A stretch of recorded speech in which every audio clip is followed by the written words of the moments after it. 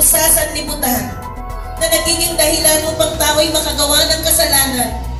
Ang panawagan ko ng Ama, sabihin mo sa mga anak ko na anuman ang hindi magandang nakaimbak sa mga puso nito, na mula nang sila'y magkaisip ay naipon na rito, na nagsisilbing basura, na nagiging hadlang upang makapasok at makapanahan ang aking espiritu sa puso ng bawat tao. Kung tayo raw mga taong makasalanan ay ninanais manirahan sa isang malinis na tahanan, kasino pa daw ang Diyos na banal ang makapananahan sa pusong may karumihan, sapagkat ang Diyos ay banal. Sino nga ba si Apo Aniway Bailon at bakit niya papasukin muli ang magulong mundo ng politika, lalo tigit na maayos na ang antas ng kaniyang pamumuhay? Simple lang, si Apo Aniway Bailon ay kabiyak ni Engineer Danilo Bailon, bagamat babae ay may angking kakayahan para mapaunlad ang Candaba, Pampanga, at isusulong ang nasimulan ni Engineer Danilo Bailon. Una na rito ang pagpapatatag ng pananalig ng tao sa Panginoon na isa sa susi sa mabuting pamamahala at magsisilbing pundasyon sa bawat buhay ng mga tao. Isusulong rin niya ang mabuting pamamahala na katulad ni Engineer Danilo Bailon ay ilalahad niya sa buong Candaba, Pampanga. Ang pondo at mga isasagawa pang proyekto at mga programang isusulong pa, liquidation or transparency.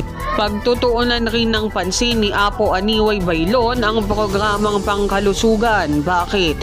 Dahil magkakaloob siya ng libreng hospital, check-up sa mga mamamayan, libreng gamot at laboratorio sa mga bata at mga matatanda.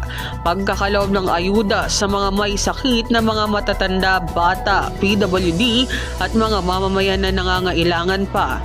Edukasyon, pagkakaloob ng scholarship para sa mga nasa out of school youth at pagkakaloob ng bagong mga gusaling silid-aralan at pagdadagdag ng guro upang makapag-aral ang mga gustong makapag-aral.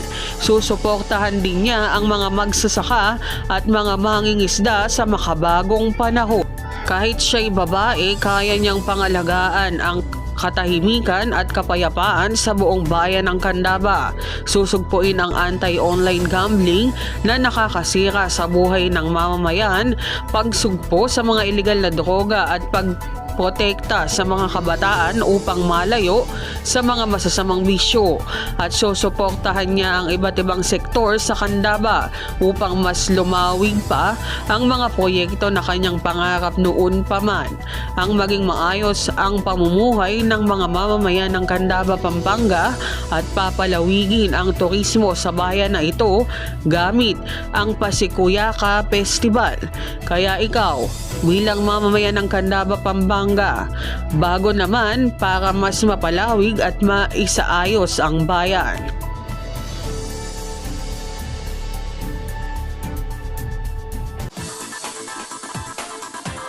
An Evangelista for Newsreel TV, your daily dose of reliable news at your fingertips.